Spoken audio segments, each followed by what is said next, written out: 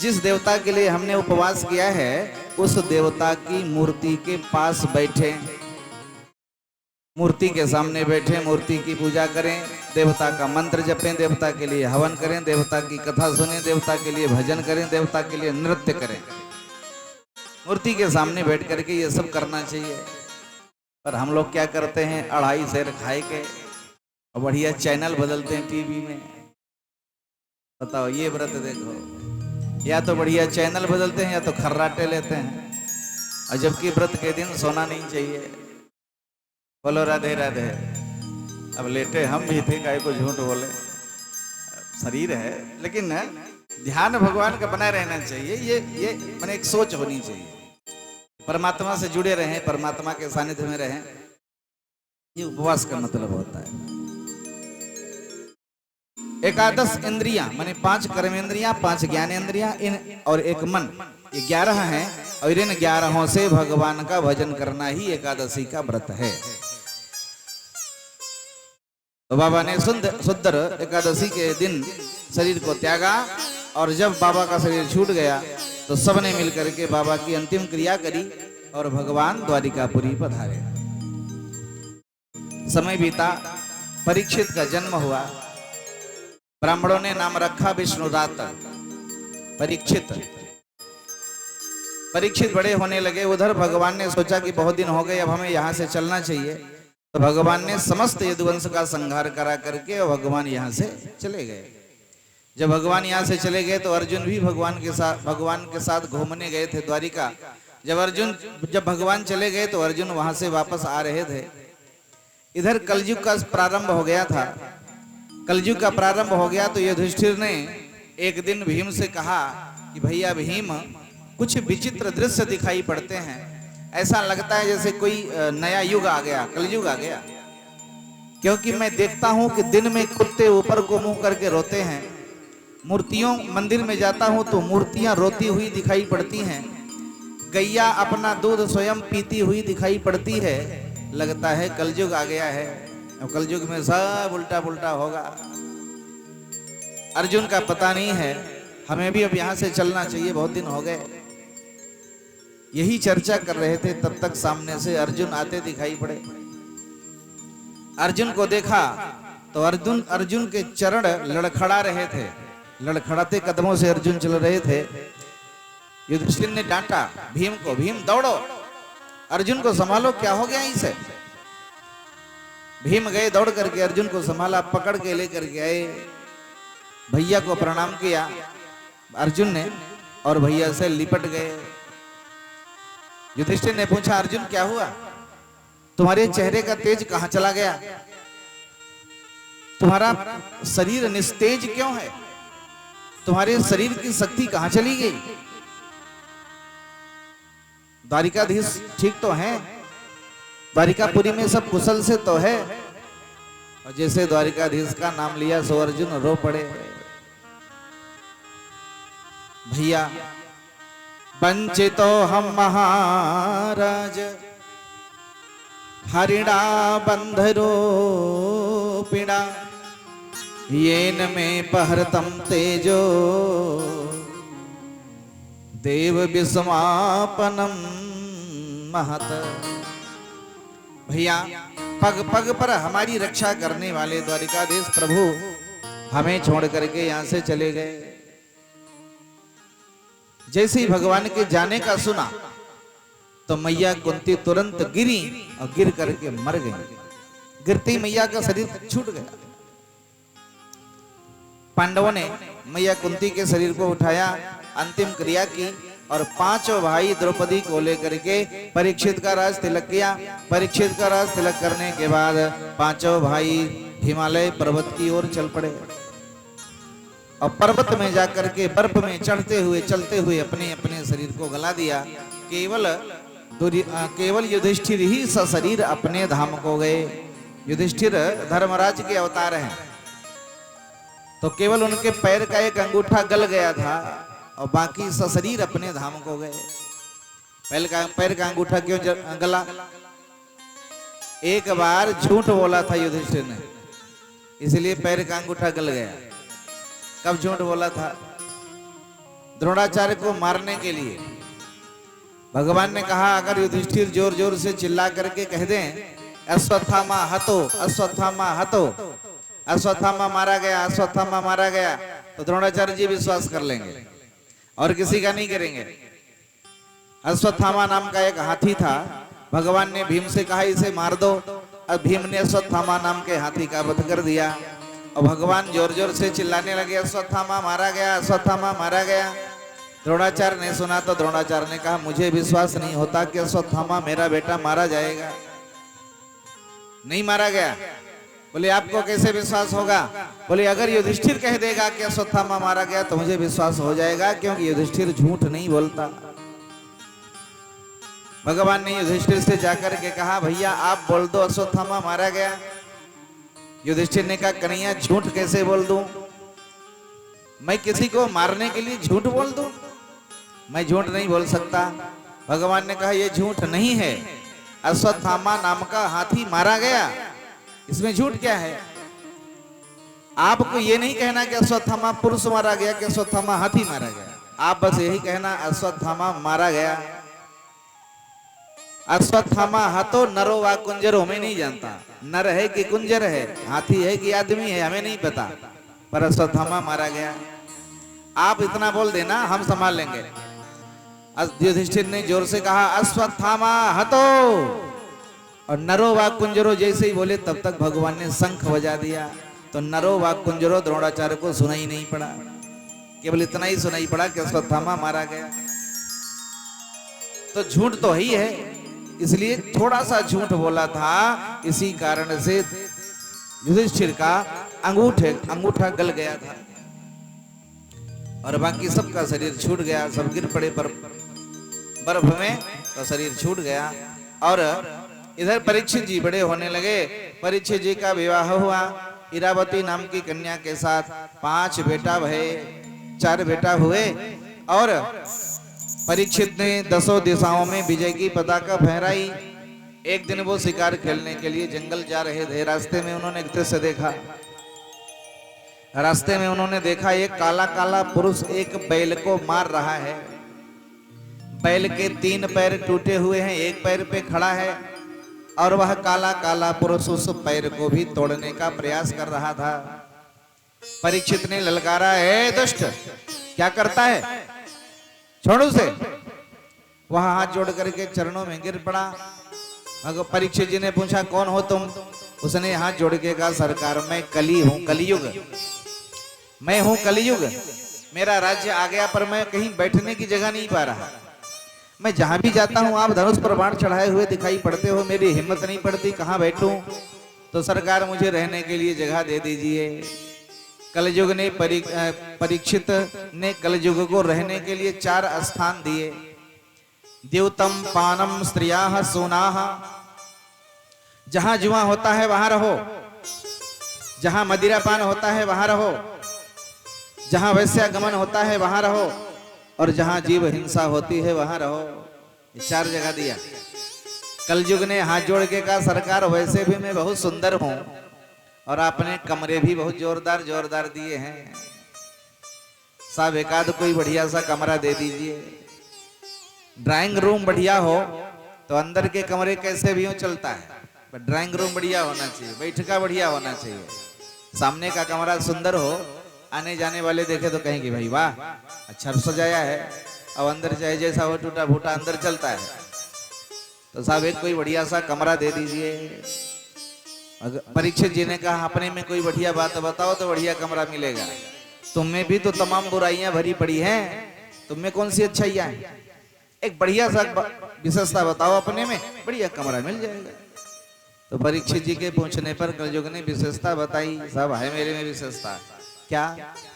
कलिकर एक पुनीत प्रतापा, कलिकर एक पुनीत प्रतापा, कलिकर एक पुनीत प्रतापा, कलिकर एक पुनीत प्रतापा, कलिकर एक पुनीत प्रतापा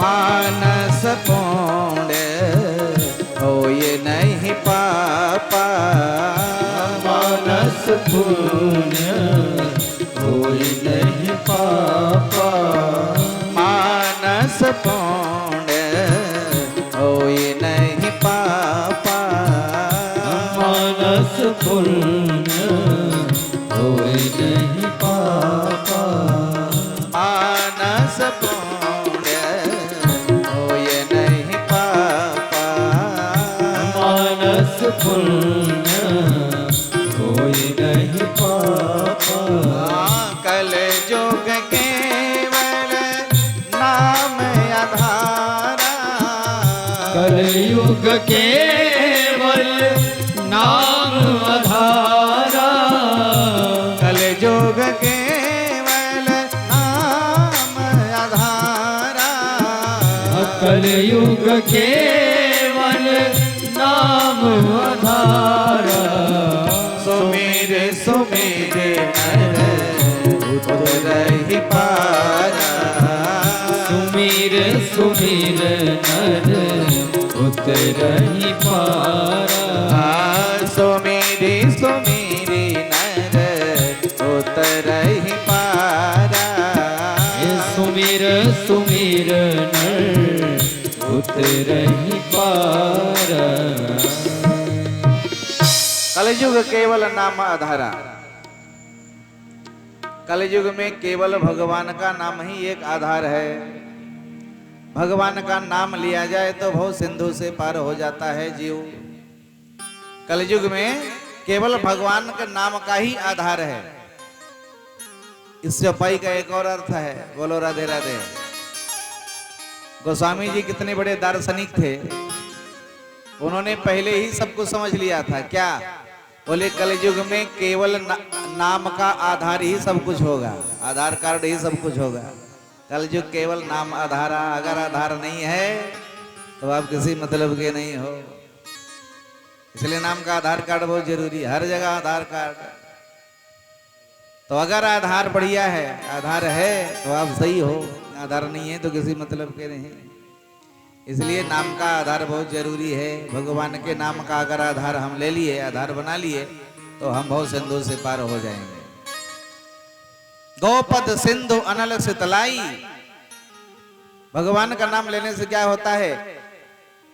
भव सिंधु, ये संसार रूपी समुद्र कैसे लगता है? बोले गोपद, जैसे गाय के चलने से गड्ढा हो जाता है, तो गाय के खुर से जो गड्ढा हो जाए, इतना बड़ा सिंधु हो जाता है। ये पूरा समुद्र इतना बड़ा दिखाई पड़ने लगता है। और अनल शीतलाई, अग्नि भी शीतल हो जाती है भगवान का नाम लेने से। गरुड़ सुमेरु रेणु समताहि, राम कृपा कर चितवा जाहि। भगवान की जब कृपा होती है, भगवान का नाम जब जीवन में आता है, तो सब कुछ सामान्य हो जाता है, सरल हो जाता है। इसलिए भगवान का नाम लेने मात्र से जीव भवसागर से पार हो जाएगा। कल युग जोग जग नहीं ज्ञाना, एक आधार राम गुण गाना। न तो योग करने की जरूरत है, न तो समाधि लगाने की जरूरत है, न यज्ञ करने की जरूरत है। अगर भगवान का नाम लिया जाए तो जीव भवसागर से पार हो जाएगा। और भजन के बिना इस जीवन का कोई मतलब नहीं है। ये जीवन केवल भजन करने के लिए मिला हुआ है। और भजन के अलावा इससे सब कुछ होता है, भजन ही नहीं होता। मिला भजन के लिए है, पर भजन होता नहीं है। किसी से पूछो, भैया माला वाला जपे? अरे माला यहाँ मरने कदम नहीं, तुमको माला की पड़ी है। बोलो राधे राधे। माने और हर काम के लिए समय है, पर माला जपने के लिए समय नहीं है। और शरीर मिला किस लिए? केवल भजन के लिए ही मिला हुआ है। आए थे हरि भजन को, पर होटन लगे कपास। आए थे भजन करने। माता के गर्भ में जब तक जीव रहता है, बार बार भगवान से विनती करता है, प्रभु मुझे इस नरक से बाहर निकाल दे, जब तक संसार में रहूंगा तेरा भजन करूंगा। और जैसे बाहर आता है, सब कुछ भूल जाता है, बस कहता है कहाँ कहाँ कहाँ कहाँ भेज दिया आपने हमें, सब भूल जाता है। और यहाँ आकर के विषयों में ऐसा फंसता है कि भगवान का भजन भूल जाता है। अमृत है हरि नाम जगत में, इसे छोड़ विषय विष पीना क्या। अगर भगवान का नाम जीवन में नहीं है तो जीवन का कोई मतलब नहीं। संत कहते हैं अमृत है हरि नाम जगत में, इसे छोड़ विषय विष पीना क्या। हरि नाम नहीं तो जीना क्या, हरि नाम नहीं तो जीना क्या, नाम नहीं तो जीना क्या। अमृत है हरि नाम जगत में, अमृत है हरि नाम जगत में, अमृत है हरि नाम जगत में, अमृत है हरि नाम जगत में। इसे छोड़ विषय विष पीना क्या, हरि नाम नहीं तो जीना क्या। ओ हरि नाम नहीं तो जीना क्या, हरि नाम नहीं तो जीना क्या। हरि नाम नहीं तो जीना क्या। राधे। सब लोग ताली बजाएं।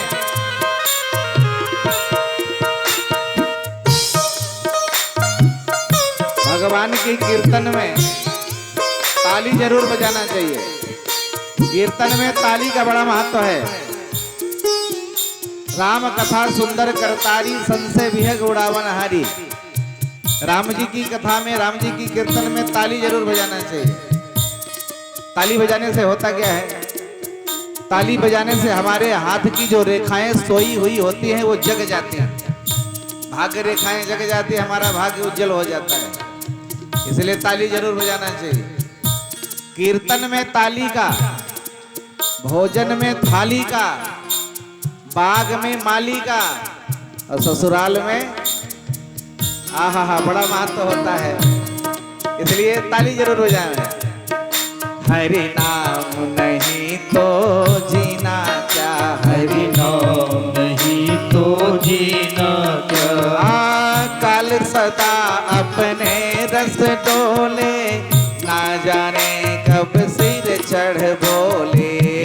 काल सदा अपने रस डोले, ना जाने कब सिर चढ़ बोले। काल सदा अपने रस डोले, ना जाने कब सिर चढ़ बोले। ना जाने कब सिर चढ़ बोले, ना जाने कब सिर चढ़ बोले। हरि का नाम जपो निशिवासर, हरि का नाम जपो निस्वासर, हरि का नाम जपो निशिवासर, हरि का नाम जपो निस्वासर।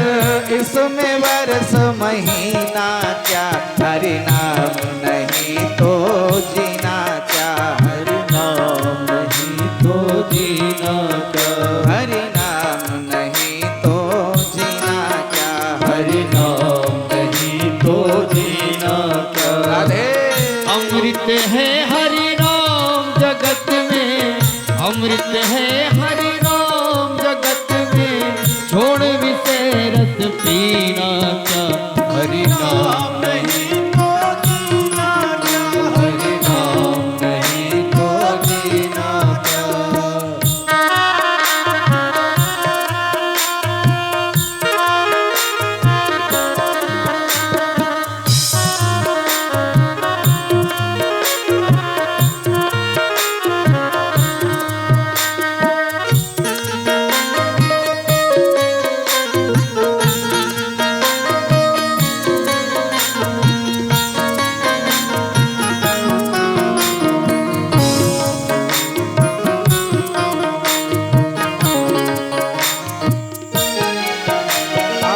भूषण से सब अंग सजाए, रसना पे हरि नाम न आए।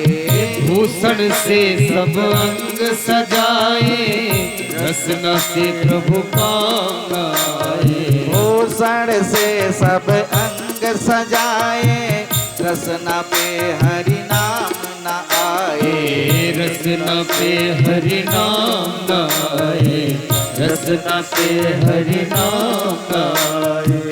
देह पड़ी रह जाए यहीं पर, देह पड़ी रह जाए यहीं पर, देह पड़ी रह जाए यहीं पर, देह पड़ी रह जाए यहीं पर।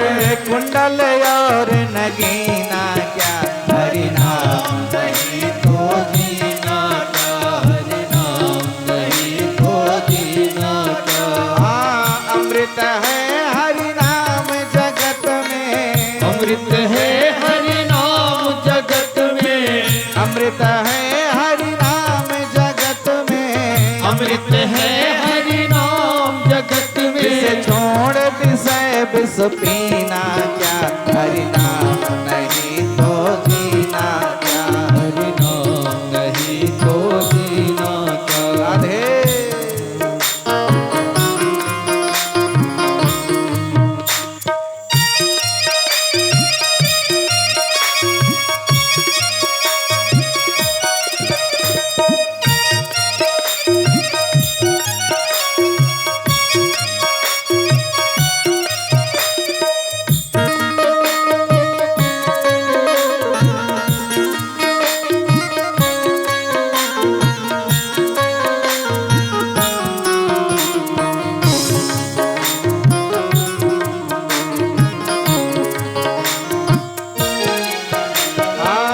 तीरथ है हरि नाम तुम्हारा, फिर क्यों फिरता मारा मारा। तीरथ है हरि नाम तुम्हारा, फिर क्यों फिरता मारा मारा। तीरथ है हरि नाम तुम्हारा, फिर क्यों फिरता मारा मारा। तीरथ है हरि नाम तुम्हारा, फिर क्यों फिरता मारा मारा।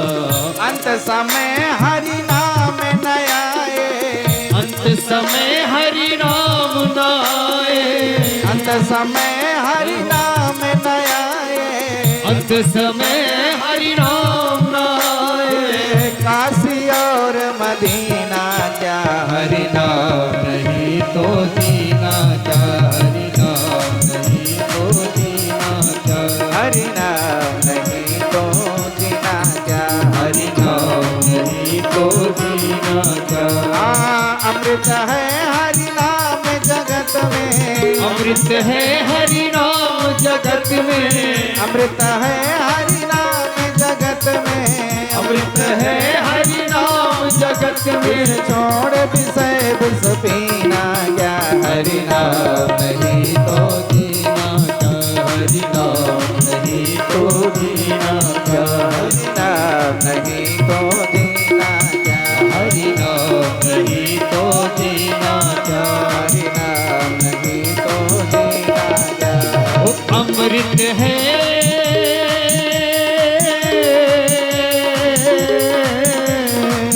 अमृत है हरि नाम जगत में, अमृत है हरि नाम जगत में।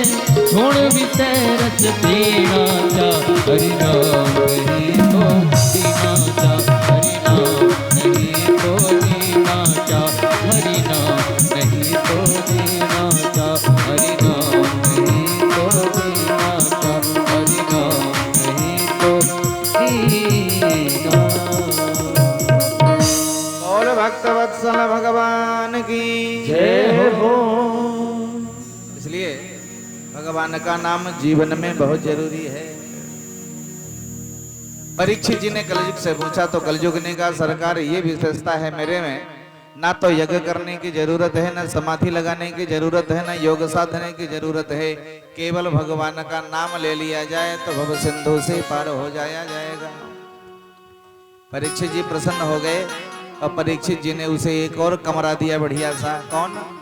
जाओ तुम सोने में रहो, स्वर्ण में। सोने में कलयुग का निवास। किसी ने कहा महाराज जी सोने में तो भगवान रहते हैं, फिर कलयुग ने परीक्षित ने कलयुग को क्यों दे दिया? तो भगवान रहते हैं कि कलयुग रहता है कैसे पता चले?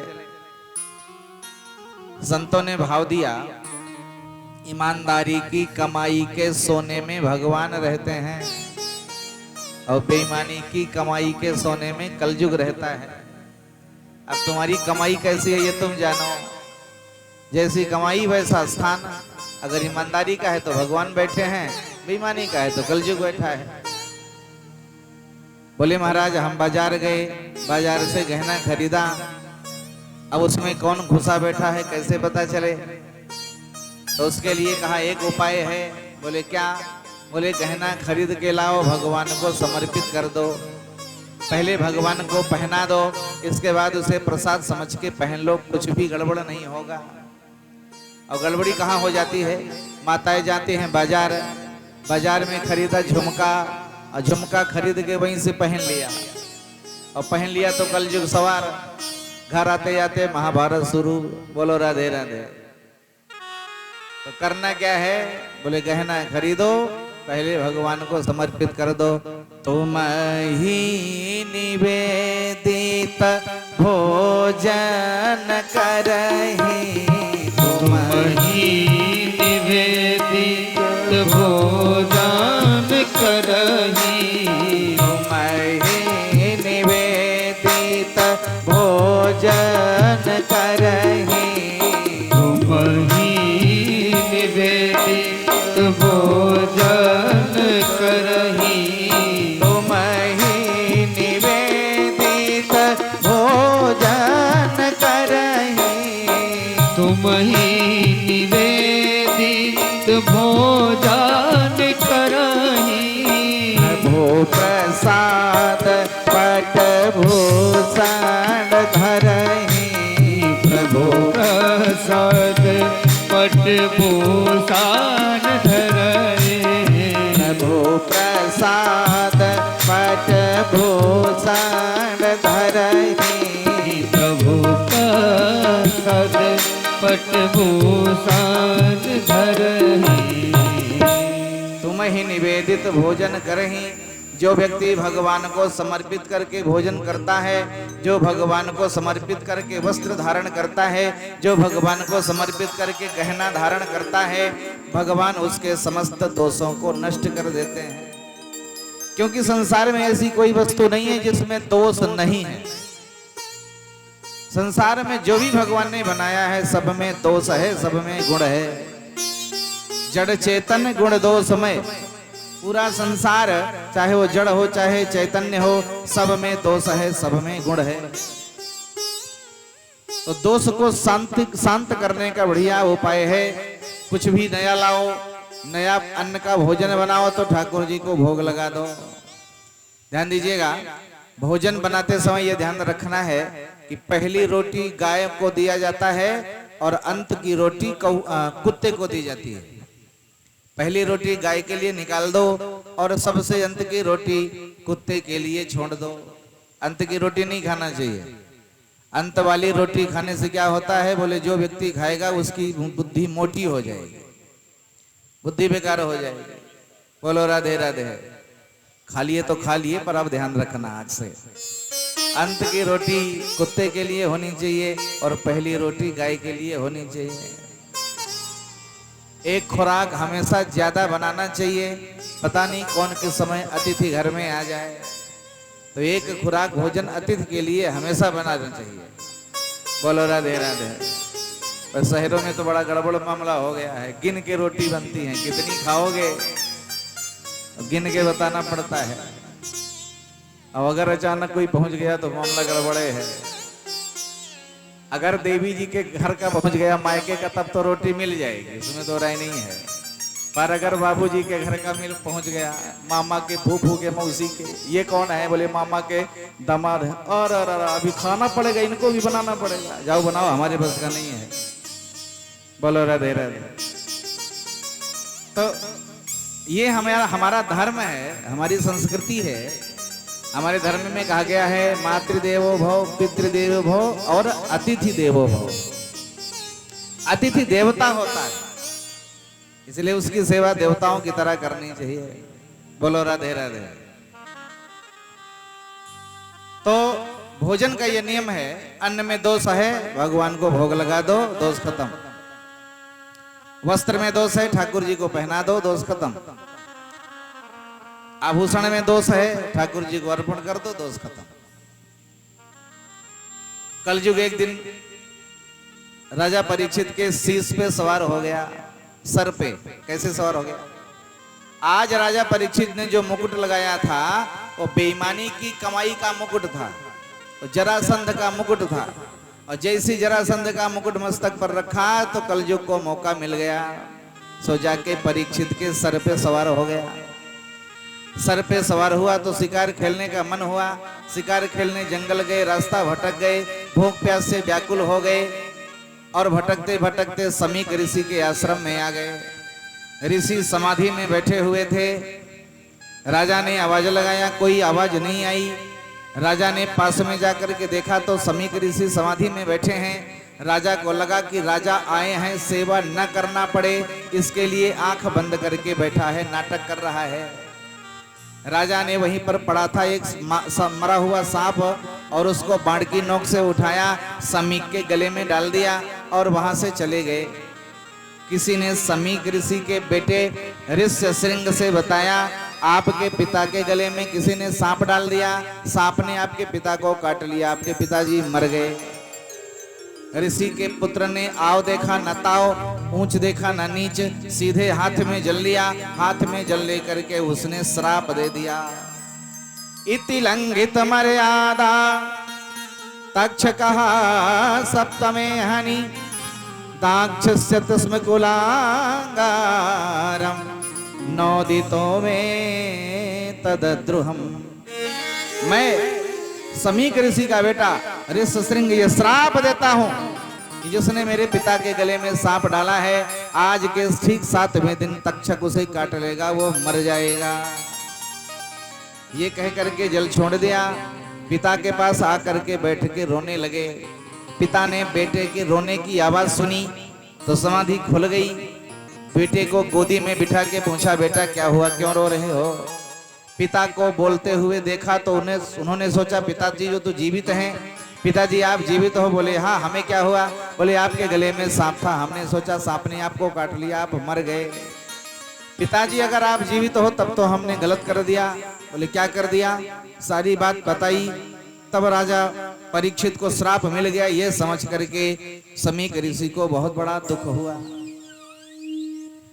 बेटा तुमने वास्तव में बहुत बड़ा अनर्थ कर दिया। तुमने उस धर्मात्मा राजा को श्राप दिया है जो प्रजा का बड़ा सुंदर पालन करता है, और तुमने गलत कर दिया। तुम्हें ऐसा नहीं करना चाहिए था। राजा परीक्षित को सूचना दिलवाओ। एक ब्रह्मचारी को भेजा गया, जाकर के आप बता दो कि आपको श्राप मिल चुका है। उधर राजा परीक्षित जब शाम के समय अपनी सैया में गए तो सैया में बैठ करके वो सोचने लगे, मैंने आज दिन भर में क्या क्या किया है। ध्यान दीजिए, हर व्यक्ति का ये कर्तव्य होता है कि वो रात्रि में सोते समय दिन भर के किए हुए कार्यों का स्मरण करे। मैंने आज दिन भर क्या क्या किया और जो मैंने किया उसमें क्या अच्छा किया, क्या बुरा किया। जो अच्छा किया उसे भूल जाओ और जो गलत किया उस पर पश्चाताप करना चाहिए, उसका प्रायश्चित करना चाहिए। राजा परीक्षित सोचने लगे, मैंने आज संत का अपमान किया है और मैंने जीवन में कभी संत का अपमान नहीं किया था। आज मेरे से संत का अपमान हो गया, ये तो गड़बड़ हो गया। ये बैठ के सोच रहे थे, तब तक ब्रह्मचारी ने पहुंच करके सूचना दिया, महाराज आपको श्राप मिल चुका है। परीक्षित ने सोचा बहुत सुंदर किया, मुझे जैसे पापी के साथ यही होना चाहिए था। पर अभी 7 दिनों का भगवान ने मौका दिया है तो जरूर भगवान की कोई कृपा होगी। बोलो राधे राधे। भगवान हमेशा अच्छा करते हैं, ध्यान दीजिएगा। भगवान कभी किसी के साथ गलत नहीं करते। पर अगर अच्छा होता है तो हमें लगता है कि बढ़िया है, और गलत हो गया तो कहते हैं भगवान ने हमारे साथ गलत कर दिया। व्यक्ति अपना कभी गलत नहीं करता। कोई बढ़िया काम हो गया तो कहेगा कि हम ही ने किया है, देखो इसको हमने किया है। और अगर गलत हो गया तो कहेगा क्या करें, भगवान की यही इच्छा थी। माने अच्छा हुआ तो हमने किया, गलत हो गया तो भगवान की इच्छा थी। पर प्यारे, भगवान कभी भी गलत नहीं करते किसी के साथ। एक घटना याद आ गई, हमेशा अच्छा ही होता है। एक घटना याद आ गई, आपको बता दें। एक राजा थे और उनका एक मंत्री था। तो मंत्री जी का एक तकिया कलाम था कि भगवान जो करता है अच्छा करता है, तो हर बात पे बोला करते। एक दिन क्या हुआ, संजोग से किसी कारणवश राजा की उंगली कट गई थोड़ी सी। अब उंगली कट गई तो आकर के राजा ने मंत्री से बताया, मंत्री जी आज सुना आपने, मेरी उंगली कट गई थोड़ी सी। तो मंत्री जी के मुंह से निकल गया, भगवान जो करता है अच्छा करता है। अब राजा को बड़ा क्रोध आया, बताओ हमारी उंगली कट गई, ये कहता है जो हुआ अच्छा हुआ। तो क्रोध में आकर के राजा ने मंत्री को कारागार में डाल दिया। हमारा खाता है, हमारी उंगली कट गई, कहता अच्छा हुआ, तो कारागार में डाल दिया। कई दिन बीत गए। एक दिन राजा शिकार खेलने जंगल गए। जंगल में डाकुओं ने उन्हें पकड़ लिया और पकड़ के काली माता की मंदिर में ले गए बलि देने के लिए। नहलाया धुलाया, बढ़िया भोजन कराया, बलि देने के लिए मूर्ति के पास ले गए। तो पुजारी जी ने कहा रुक जाओ जरा, देखो कहीं से खंडित तो नहीं है, अंग भंग तो नहीं है। और जैसे ही पुजारी जी ने चेक किया तो पता चला उंगली कटी हुई है। पुजारी जी ने कहा ये बलि के लायक नहीं है, छोड़ दो इसे, जाने दो। अब राजा को मंत्री जी की बात याद आई। मंत्री जी ने कहा था भगवान जो करता है अच्छा करता है। अच्छा आज बचे नहीं तो जय सिया राम हो गया होता। दौड़े दौड़े आए, मंत्री जी को कारागार से मुक्त कराया और अपने सामने बिठा के मंत्री जी से बोले, मंत्री जी क्षमा करना, हमसे गलती हो गई। तुमने जो कहा था भगवान जो करता है अच्छा करता है, बड़ी सुंदर बात है, आज इसका प्रमाण हमें मिल गया। अगर आज उंगली न कटी होती तो गर्दन कट गई होती, तो अच्छा बचे। पर मंत्री जी एक बात बताओ, हमारे साथ तो भगवान ने अच्छा किया, पर तुम 3 महीने से कारागार में पड़े हो फालतू, तुम्हारे साथ कौन सा अच्छा हुआ? तुम्हारे साथ तो गलत हुआ ना, भगवान ने गलत किया ना। बोले महाराज मेरे साथ डबल बढ़िया हुआ। डबल बढ़िया इसका क्या मतलब? बोले महाराज आप याद करो, आप अकेले कभी शिकार खेलने गए हो? आप जब भी शिकार खेलने जाते थे मुझे साथ में लेके जाते थे। अगर आज मैं बाहर होता तो आप मुझे साथ में जरूर लेके जाते। और महाराज तुम खंडित थे सो बच गए, मैं तो पूरा पंडित था, मैं तो जय सिया राम हो गया होता। बोलो राधे राधे। तो प्यारे, परमात्मा जो करते हैं, जब करते हैं, जैसा करते हैं अच्छा ही करते हैं। पर हम स्वार्थी हैं ना, हम लोग स्वार्थी जीव हैं। अगर स्वार्थ सिद्ध नहीं हुआ तो भगवान को गाली देने लगते हैं। भगवान ने ये गलत किया, भगवान ने ये गलत किया। अगर स्वार्थ सिद्ध हो गया तो कहते भगवान हमारी बड़ी सहायता करते हैं। बोलो राधे राधे। परीक्षित जी ने मन में विचार किया, भगवान ने 7 दिन का अवसर दिया है तो जरूर भगवान की कोई न कोई कृपा होगी। परीक्षित जी तुरंत घर छोड़ करके गंगा जी के किनारे आ गए। संतों को पता चला कि परीक्षित जी गंगा जी के किनारे हैं, तो सारे संत दौड़े दौड़े परीक्षित के पास आने लगे। परीक्षित के पास संत आते तो संतों को प्रणाम करते और प्रणाम करके सभी से एक ही प्रश्न पूछते, महाराज मरने वाले को क्या करना चाहिए? संतों ने कोई उत्तर नहीं दिया। अंत में सबने देखा कि एक बहुत ही सुंदर संत चले आ रहे हैं। बड़ा ही सुंदर एक बालक चला आ रहा है। कौन है ये?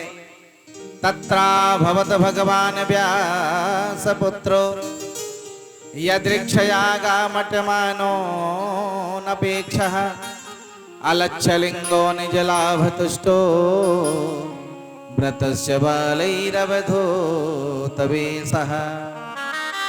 सबने देखा कि सुखदेव भगवान चले आ रहे हैं। बोल सुखदेव भगवान की जय हो।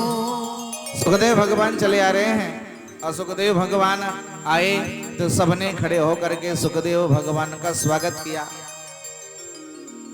सुखदेव भगवान का स्वागत किया, आसन बिठाए। परीक्षित जी नहीं जानते थे ये कौन है, तो परीक्षित जी ने नारद जी से पूछा, बाबा ये कौन है?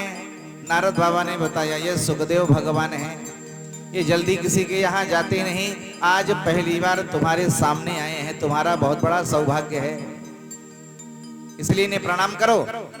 तो परीक्षित जी ने जाकर के सुखदेव बाबा को प्रणाम किया, बाबा को प्रणाम किया, हाथ जोड़ करके बैठ गए और बाबा से प्रश्न किया, अतः पृच्छामि संसिद्धिं योगिनां परमं गुरुं पुरुषस्य यत् कार्यं म्रियमाणस्य सर्वथा म्रियमाणस्य सर्वथा। अतः पृच्छामि योगिनां परमं गुरुं, हे योगियों के परम गुरु, मैं आपसे एक प्रश्न पूछता हूं। पूछो महाराज। बोले मरने वाले को क्या करना चाहिए? म्रियमाणस्य किम कर्तव्यम, मरने वाले का क्या कर्तव्य है आप बताइए। तब सुखदेव बाबा ने कहा, राजन तुमने बड़ा सुंदर प्रश्न किया है। वरीयाने सते प्रश्न कृतो लोकहितो नृप आत्मविद सम्मतः पुंसाम श्रोतव्यादिषु यः परः। राजन आपने बड़ा सुंदर प्रश्न किया है। आपने ये नहीं पूछा कि मैं मरने वाला हूं मुझे क्या करना चाहिए, आपने पूछा है मरने वाले को क्या करना चाहिए। तुम अकेले मरने वाले थोड़ी हो, आया है सो जाएगा राजा रंग फकीर, कोई विमानन चढ़ चला कोई बंधा जात जंजीर। मरना सबको है, राजा राणा छत्रपति हाथिन के असवार, मरना सबको एक दिन अपनी अपनी बार, अपनी अपनी बार। चाहे जो हो पर मरना सबको है। और एक और विशेषता है, परीक्षित को ही नहीं सबको 7 दिन में मर जाना है। हर व्यक्ति 7 दिन में मर जाएगा। बोलो राधे राधे। घबराओ नहीं, कुछ लोग तो घबरा गए, हमारा 7 दिन में निपटा देंगे। 7 दिन में मरने का मतलब है जब भी आप मरोगे 7 दिन में ही कोई ना कोई एक दिन होगा, क्योंकि दिन तो 7 होते हैं, 7 ही दिन है। और जब भी आप मरोगे इन्हीं 7 दिनों में से कोई एक दिन होगा, तो सबको 7 दिन में मरना है। 7 दिन में पैदा हुए, 7 दिन में विवाह हुआ, 7 दिन में बच्चे हुए और 7 ही दिन में मर जाना है। सब कुछ 7 दिन में, इसलिए 7 दिन में ही मर जाना है। तो राजन सबको मरना है, लेकिन व्यक्ति मृत्यु से अनजान है। अच्छा, जानता हर आदमी है कि मरना है, इसमें तो राय नहीं है। कोई व्यक्ति मर जाए तो उसके लाश के पीछे जब हर आदमी चलता है तो बड़ी ज्ञान की बातें करता है, भैया किसी का भरोसा नहीं है, एक दिन सबको मर जाना है। हर आदमी जानता है, लेकिन लाश फूंक के आता है तो भूल जाता है कि मुझे भी मरना है, भूल जाता है, मृत्यु से निश्चिंत हो जाता है। जीवन का अंतिम सत्य है मृत्यु, और इसी को हम बोले बैठे हैं। अंतिम यात्रा जब होगी हमारी, हमें अपने जब घर जाना पड़ेगा। अभी तो हम लोग परदेश में घूमने आए हैं, अभी तो प्रवास चल रहा है, घूमने आए हैं। ये धर्मशाला मिला हुआ है रहने को, इसी धर्मशाला में रहते हुए हम घूम रहे हैं इधर से उधर। और जब यहाँ से जाना होगा, धर्मशाला खाली करना पड़ेगा, तो धर्मशाला खाली करने में बड़ा कष्ट होता है। बहुत दिनों से इसमें रह रहे हैं ना, तो इसे छोड़ने में तकलीफ होती है। आप जरा विचार करो, सोने में और मरने में कोई अंतर नहीं होता। व्यक्ति जब सो जाता है तो समझो मर गया, संसार से दूर हो जाता है। जो स्थिति सोते समय होती है वही स्थिति मरने पर होती है। ये क्षणिक निद्रा है, वो चिर निद्रा है, इतना अंतर है। वो हमेशा के लिए सो गया, इसमें थोड़ी देर बाद जग जाएगा। पर मृत्यु और सोना एक स्थिति। थोड़ा सा अंतर क्या है, कि जब हम लोग सो करके जगते हैं तो हमारा जो कुछ भी है वो मिल जाता है।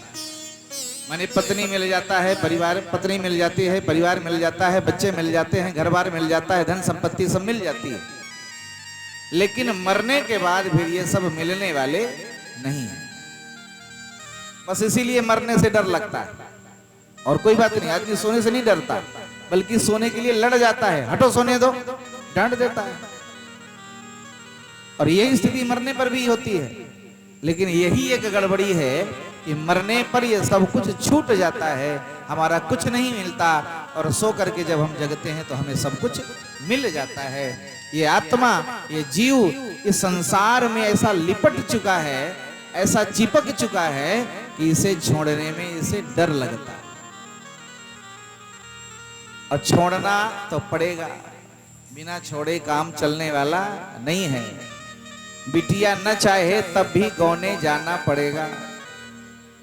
शादी हो जाए और फिर बिटिया के हमें नहीं जाना, तो लाख प्रयास कर ले बिटिया, पर गौने तो जाना पड़ेगा। तो हमारा विवाह भगवान के साथ हो चुका है और हमें गौने जाना पड़ेगा। एक बहुत ही प्यारा बुंदेली भजन है, पूज्य गुरुदेव जी गाते हैं, बड़ा प्यारा भजन है, ये थोड़ा सा गुनगुना लेते हैं। बुरो लगे चाहे नो नो जी, अच्छा लगे और चाहे बुरा लगे, जाना तो पड़ेगा। बुरो लगे चाहे नो नो जी, नो नो जी, एक दिन गौनो हो नो जी।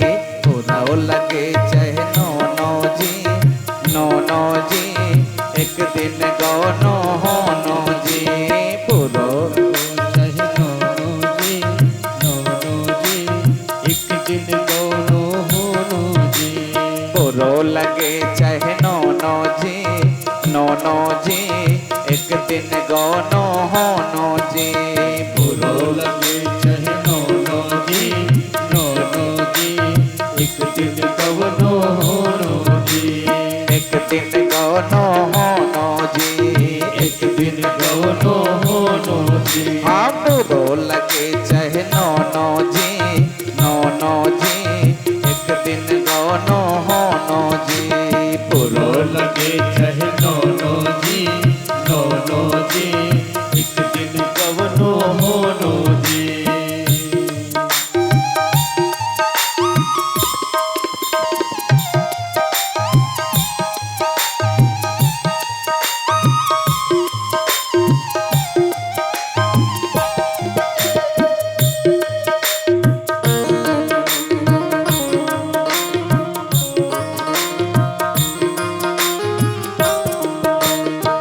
आइले बउआ लौटत नैया, आइले बउआ लौटत नैया, आइले बउआ लौटत नैया। आइले बउआ लौटत नैया। जो लेने आते हैं वो बिना लिए जाने वाले नहीं। बिटिया के ससुर आवे, चाहे जेठा आवे, चाहे नंदोई आवे, बिना लिवाए जाने वाले नहीं। उसी तरह चाहे यम के दूत आवे, चाहे भगवान के दूत आवे, बिना लेकर के जाने वाले नहीं है, लेके तो जाना है।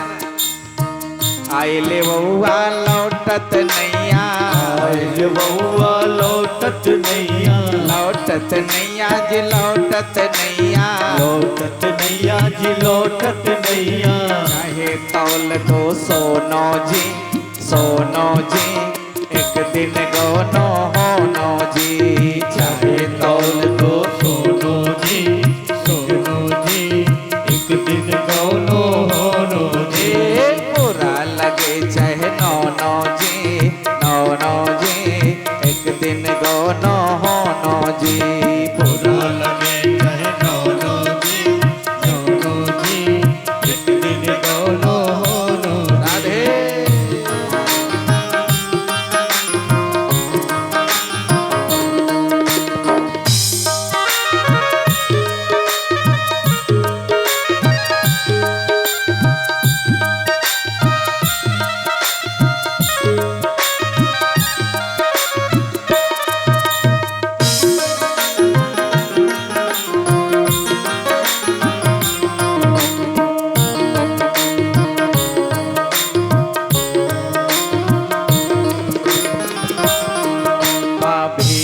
गोरी मांग संवारे, भीतर गोरी मांग संवारे, भीतर गोरी मांग संवारे। भीतर गोरी मांग संवारे।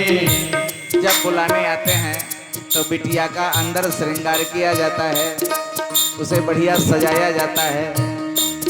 और जब यम के दूत लेकर के जाते हैं शरीर को, तब भी शरीर को सजाया जाता है, नहलाया धुलाया जाता है बढ़िया साबुन से। ऐसे चाहे कबो साबुन न लगाए हुए, पर मरने के बाद पक्का साबुन लगाया जाता है, बढ़िया वाला सेंट, अच्छा सजाया जाता है।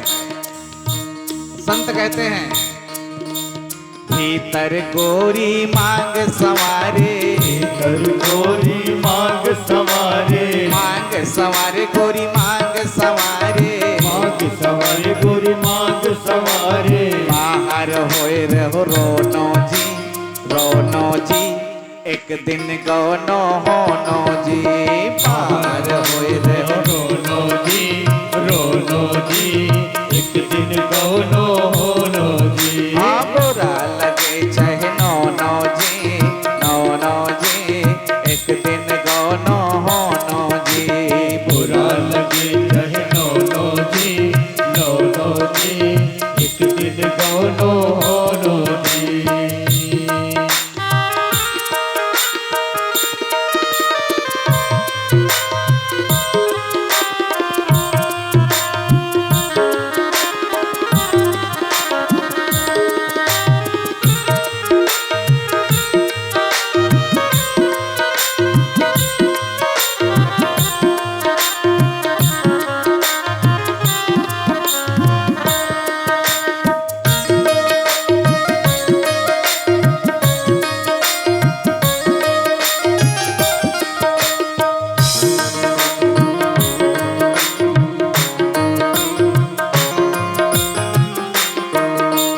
चार जने मिल खाट उठावे, चार जने मिल घाट उठावे, चार जने मिल खाट उठावे। चार जने मिल घाट उठावे।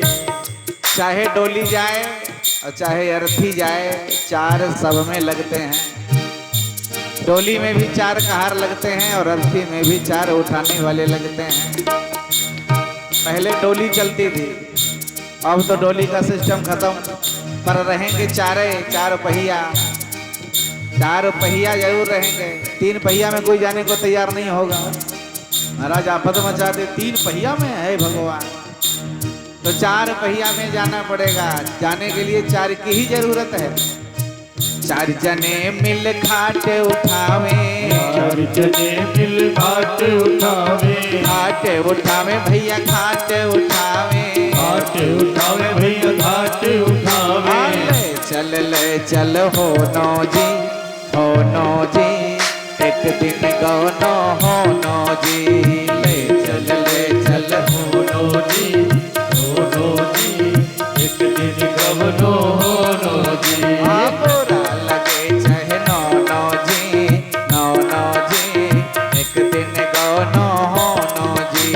बुरा लगे चाहे नौनो जी, नौनो जी, एक दिन गवनो होनो जी।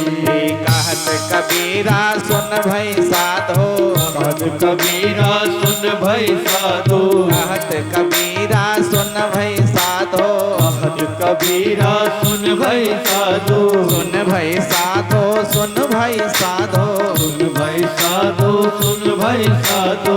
सतगुरु नाम ठिकानो जी, ठिकानो जी, एक दिन गौनो होनो जी। सतगुरु नाम ठिकानो जी, ठिकानो जी, एक दिन गवनो होनो जी। बुरा लगे चाहे नौनो जी, नौनो जी, एक दिन गौनो होनो जी। बुरा लगे चाहे नौनो जी, नौनो जी, एक दिन गवनो होनो जी। बुरा लगे चाहे नौनो जी, नौनो जी, एक दिन गौनो होनो जी। बुरा लगे चाहे नौनो जी, नौनो जी, एक दिन गवनो होनो जी। एक दिन गौनो होनो जी, एक दिन गवनो होनो जी। एक दिन गौनो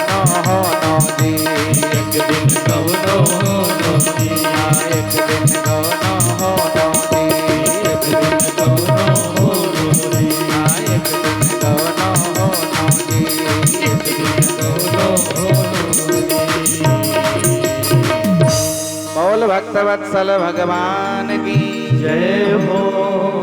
तो प्यारे, एक दिन जाना ही पड़ेगा, चाहे अच्छा लगे और चाहे बुरा लगे, तो जाना तो पड़ेगा। तो जब जाना ही है तो कहे ना हंस के जाया जाए, प्रसन्न मन से यात्रा की तैयारी करके निकला जाए। हम लोग थोड़ी देर के लिए कहीं घूमने जाते हैं तो तैयारी करके जाते हैं, कपड़े की व्यवस्था, खाने पीने की व्यवस्था, पैसों की व्यवस्था, ये करके निकलते हैं। जब थोड़े दिन के लिए जाने के लिए हम व्यवस्था करते हैं तो हमेशा के लिए जहां जाना है उसकी कोई व्यवस्था नहीं है, उसकी कोई तैयारी नहीं है। इसलिए तैयारी करना चाहिए, और सारी तैयारी पैसों से होती है। पैसे हैं तो सब तैयारी है। इसलिए संत कहते हैं पैसा कमाओ, अगर वहां जाना है तो धन कमाओ। कौन सा धन? हमारो धन राधा, श्री राधा श्री राधा, पायो जी मैंने राम रतन धन पायो। ये धन राम रूपी धन, राधा नाम रूपी धन, कृष्ण नाम रूपी धन, इस धन को कमाओ। इस धन को कमाने से क्या होगा? खर्चे न कोई चोर न लेवे। ये जो धन है ना, इसको कोई चुरा नहीं सकता। खर्चे न कोई चोर न लेवे, दिन दिन बढ़त सवायो, पायो जी मैंने राम रतन धन पायो। इसे दिन दिन बढ़ता है खर्च करने से, कभी खर्च होने वाला नहीं है। इसलिए ऐसा धन कमाओ कि आगे चल करके दिव्य आनंद प्राप्त हो। बोल गोविंद भगवान की जय हो। तो व्यक्ति सारा जीवन काम करते करते मर जाता है, पर भगवान के धाम में जाने की कोई तैयारी नहीं करता। भगवान का बड़ा सुंदर स्मरण किया सूत जी महाराज ने और सुखदेव बाबा ने। इसके बाद बड़ी सुंदर कथा कहना प्रारंभ किया। तृतीय स्कंध में प्रवेश किया और तृतीय स्कंध में विदुर जी का बड़ा सुंदर चरित्र सुनाया। विदुर जी भगवान के बहुत बड़े भक्त थे। विदुर जी परमात्मा को चाहते बहुत थे, ध्यान दीजिएगा। परमात्मा को चाहते थे विदुर जी, पर परमात्मा से कुछ चाहा नहीं कभी। भगवान को बहुत चाहते थे, पर भगवान से चाहते नहीं थे। मैंने भगवान से कभी कुछ मांगा नहीं, भगवान से कोई कामना नहीं किया। प्रेम करना अलग बात है, पर प्रेम में कामना नहीं होनी चाहिए। प्रेम में वासना न होती तो प्रेम वरदान बन गया होता। प्रेम में वासना छिपी होती है। प्रेम में वासना न होती तो प्रेम वरदान बन गया होता, और भक्त में कामना न होती तो भक्त भगवान बन गया होता। प्रेम में वासना होती है। परमात्मा को चाहना अलग बात है, पर परमात्मा से कभी कुछ चाहना नहीं चाहिए, कुछ मांगना नहीं चाहिए। पूजा करो, भजन करो, पर भगवान से मांगो कुछ ना, क्योंकि पिता को पता होता है बेटे को कब देना है, कितना देना है, कैसे देना है। पिता पुत्र को ज्यादा से ज्यादा देने का प्रयास करता है। अगर पुत्र लायक है तब, और नालायक है तो बहुत ज्यादा से ज्यादा बचाने का प्रयास करता है, इसके पास न जाने पावे। तो नालायक बेटा से बचाने का प्रयास करता है। जैसे पिता, वैसे वो भगवान भी। अगर भक्त है, अगर सही है, तो भगवान ज्यादा से ज्यादा देने का प्रयास करते हैं। अगर नालायक है तो भगवान दूरी बनाते रहते हैं। बोलो राधे राधे, बोलो राधे राधे। कुछ लोग तो हाथे उठा के काम चला लेते हैं। बोलना बहुत जरूरी है। बोलो राधे राधे। बड़ा सुंदर उपदेश दिया सुखदेव बाबा ने। राजन, विदुर जी परमात्मा को बहुत चाहते हैं। आप देखो, एक बार भगवान पहुंच गए विदुर जी के घर। दुर्योधन ने कहा कन्हैया खा के जाना। भगवान ने कहा तेरे यहाँ भोजन नहीं होगा। क्यों नहीं होगा? बोले भोजन दो तरह से होता है, एक प्रेम ज्यादा हो तब भोजन हो जाता है, भूख भले ना हो पर प्रेम ज्यादा हो तो भोजन हो जाता है। भूख तो नहीं है पर आप कहते हो तो लाओ 2 रोटी खाई लेते हैं। तो भूख न हो प्रेम हो तो भोजन हो जाता है। और दूसरा, प्रेम भले ना हो भूख ज्यादा लगी हो तब भी भोजन हो जाता है। व्यक्ति आदमी तो ठीक नहीं है पर भूख इतनी ज्यादा लगी है, लाओ 2 रोटी खाई लेते हैं। तो प्रेम ज्यादा हो तब भोजन हो जाता है, अथवा भूख ज्यादा हो तब भोजन हो जाता है। भगवान ने दुर्योधन से कहा, दुर्योधन न तेरे अंदर प्रेम है और न मेरे अंदर भूख है, इसलिए तेरे यहाँ भोजन नहीं होगा। तो बिना खाए जाओगे? बोले नहीं, ऐसे कैसे, बिना खाए कैसे जाऊंगा? फिर कहाँ खाओगे? बोले प्रसाद विदुर चाचा जी के यहाँ होगा, उन्होंने मुझे निमंत्रण दिया है। अब विदुर जी दूर खड़े थे, विदुर जी ने सुना तो पागल हो गए, मैंने इसे कब निमंत्रण दिया? हे भगवान, ये कैसा नाटक कर रहा है, कहीं सही न पहुंच जाए और घर में कुछ खाने को है नहीं। तो विदुर जी भागे वहां से। अब आप जरा विचार करो, हस्तिनापुर जैसे राज्य का प्रधानमंत्री है विदुर, प्रधानमंत्री, और प्रधानमंत्री के घर में खाने को कुछ नहीं है। कितना बड़ा त्याग है, कितना बड़ा वैराग्य है। आज के प्रधानमंत्री रोज नया कपड़ा पहनते हैं और एक कपड़ा जो एक बार पहन लेते दोबारा उसे नहीं पहनते। और उस समय के प्रधानमंत्री, क्या बात है, विदुर जी के घर में भोजन की व्यवस्था नहीं थी। विदुर जी दौड़े दौड़े गए, ग्वाल बालों की टोली में कुछ माखन मिश्री मिल जाए कन्हैया को खाने के लिए। तब तक भगवान विदुर जी के घर पहुंच गए। विदुरानी स्नान कर रही थी, भगवान ने दरवाजा खटखटाया, चाची जी दरवाजा खोलो। विदुरानी ने पूछा कौन है? मैं हूं द्वारिकाधीश। ज्यों द्वारिकाधीश सुनी सो पागल हो गई। विदुरानी ये भूल गई कि मैं नहा रही हूं और उसी अवस्था में दरवाजा खोल दिया। अर्धनग्न अवस्था है। भगवान ने देखा तो पागल हो गए, अरे कितनी पागल है चाची। भगवान ने अपना पीतंबर उठाया, चाची जी को उड़ा दिया, उड़ा करके अंदर लेके गए। अंदर कन्हैया को आंगन में पीढ़े में बिठाया। अब पीढ़ा कैसे उल्टा? अब उसको यह आवाज नहीं उल्टा कि सीधा, उल्टा पीढ़ा रख दिया, कन्हैया बैठ जाओ। भगवान बैठ गए और बैठते ही भगवान ने कहा चाची जी भूख बहुत लगी है, मेरा लाला भूखा है, मेरा कन्हैया भूखा है। तुरंत दौड़ी दौड़ी गई और 4 केले रखे हुए थे तो केला उठा के लाई और केला छील रही हैं, कन्हैया को देख रही हैं। इतना प्रेम उमड़ा विदुरानी में कि केला छीलते हुए कन्हैया को देख रही हैं और गूदा फेंकती जा रही, छिलका पकड़ाती जा रही हैं, लाला पाओ प्रेम से। और भगवान इतने भूखे हैं कि भगवान छिलका खाते जा रहे हैं।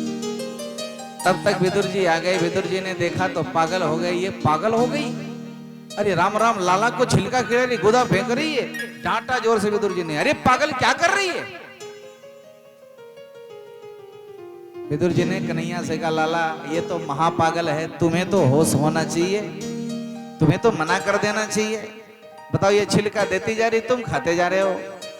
भगवान ने कहा चाचा जी अगर प्रेम में पागल होकर के ये भूल गई कि मैं क्या खिला रही हूं, तो प्रेम में पागल होकर मैं भी भूल गया कि मैं क्या खा रहा हूं, मुझे भी पता नहीं।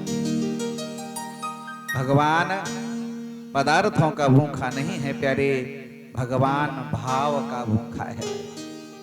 भगवान के पास पदार्थों की कमी नहीं है, भगवान भाव चाहते हैं। विदुर जी की आंखों में आंसू आ गए, अरे जल्दी से खाना बनाओ।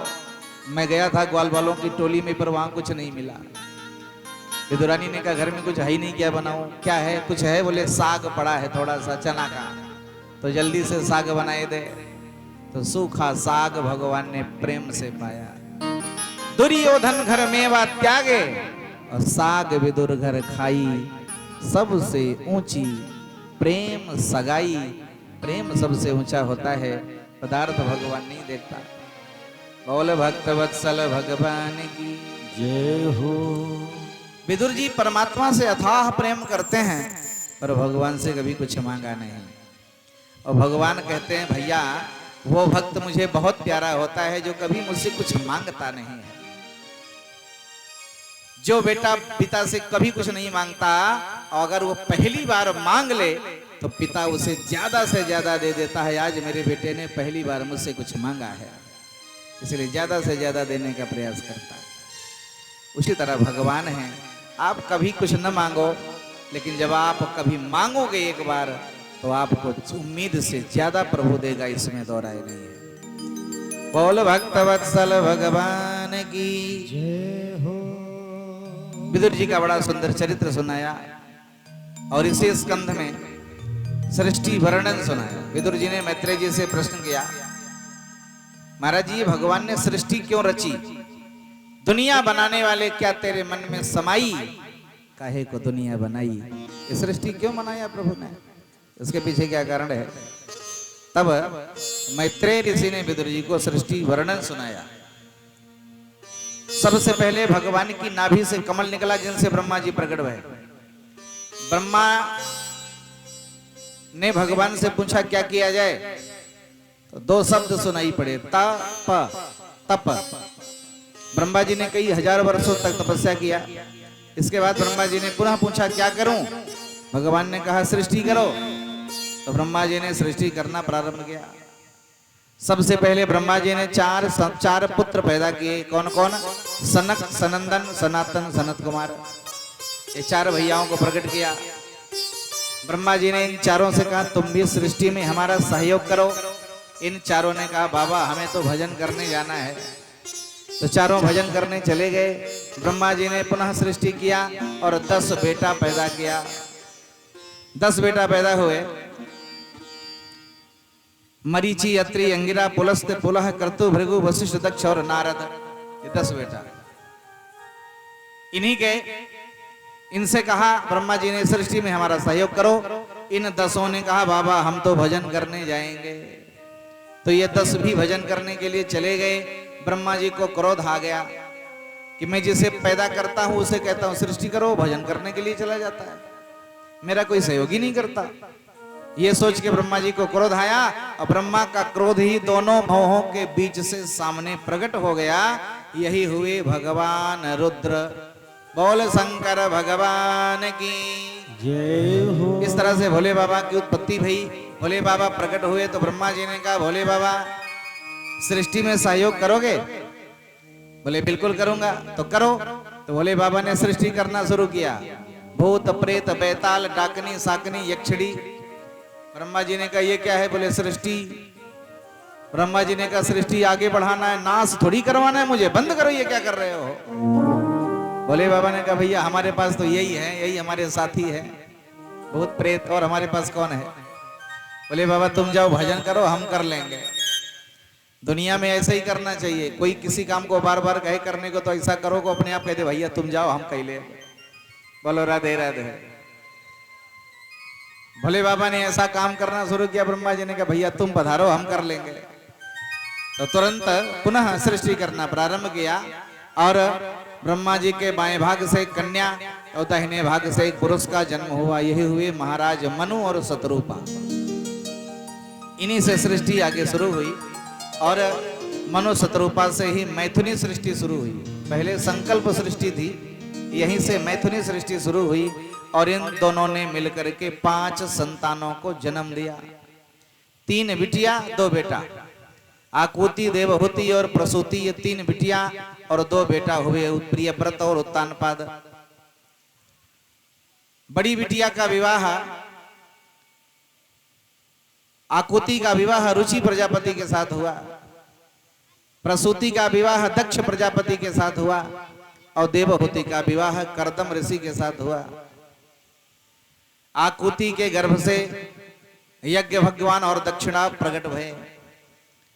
देवहूति के गर्भ से 9 कन्या और 1 बेटा कपिल भगवान प्रकट हुए और प्रसूति के गर्भ से 16 कन्याओं ने जन्म लिया।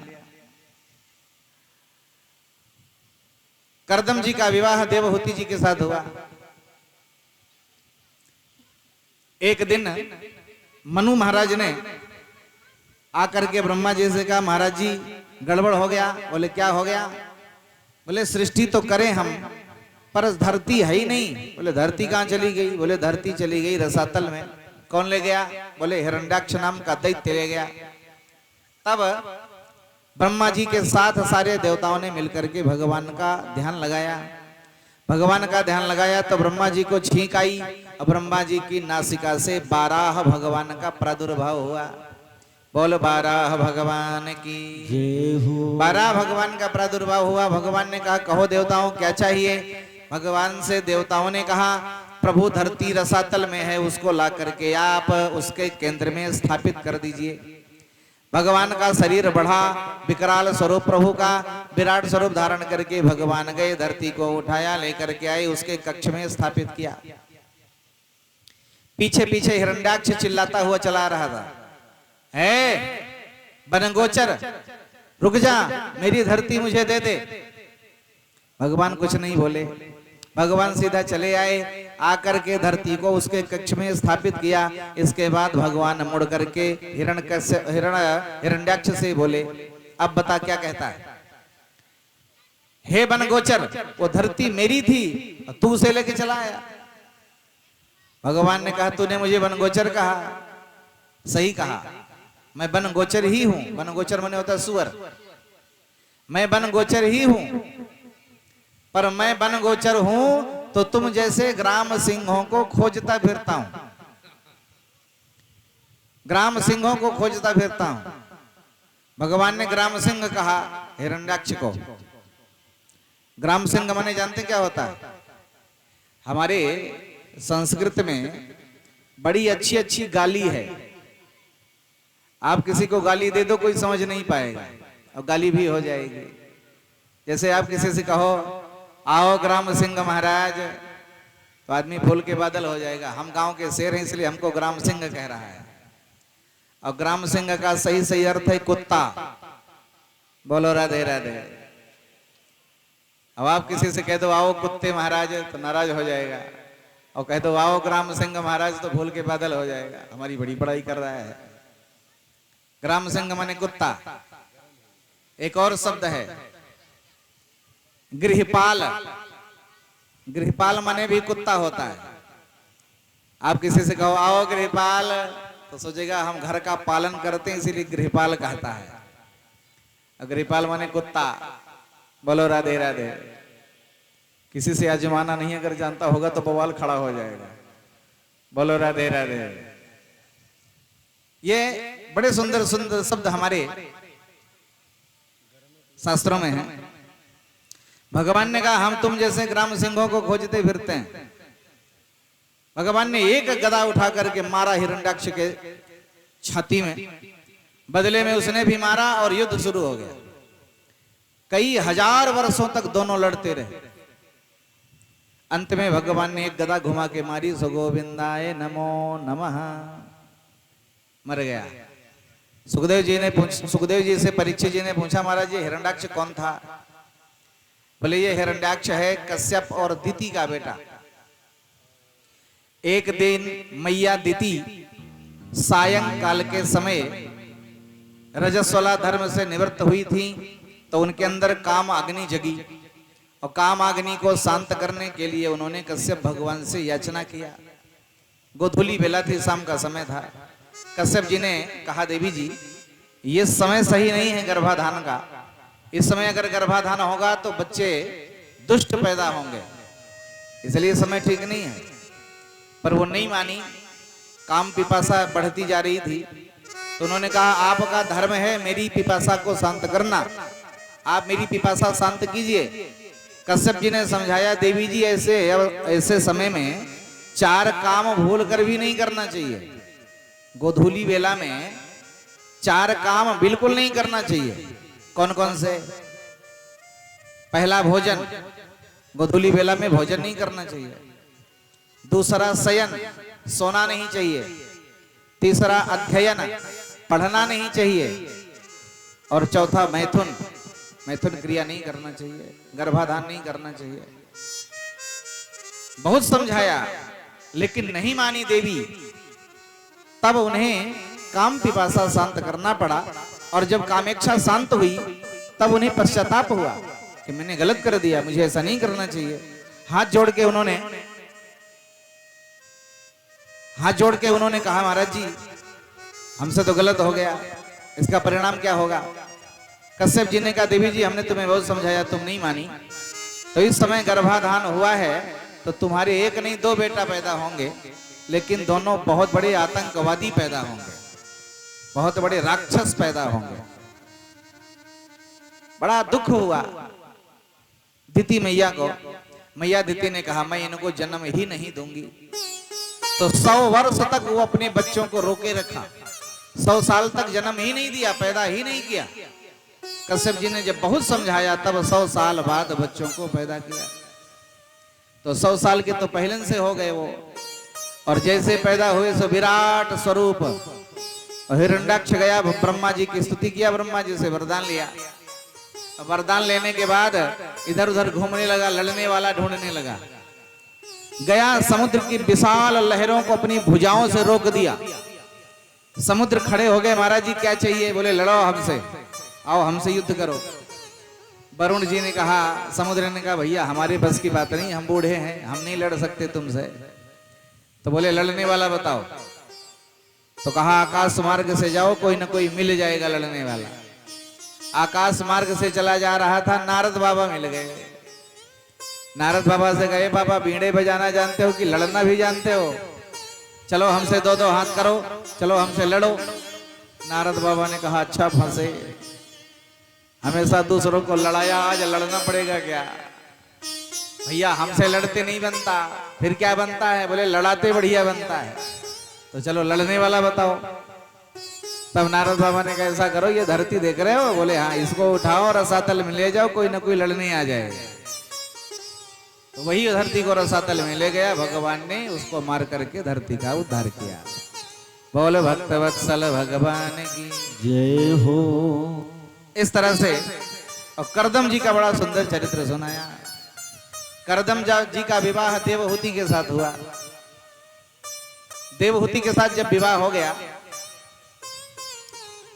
तो विवाह करके जब देवहूति को लेकर के आए करदम जी, तो जैसे ही कुटिया में प्रवेश किया तो कुटिया में उन्होंने देखा कि कुटिया में 1.5 बाई 1.5 का आसन छोड़ के और बाकी पूरी कुटिया में चूहों ने बिल बना रखा है, मिट्टी का ढेर पड़ा हुआ।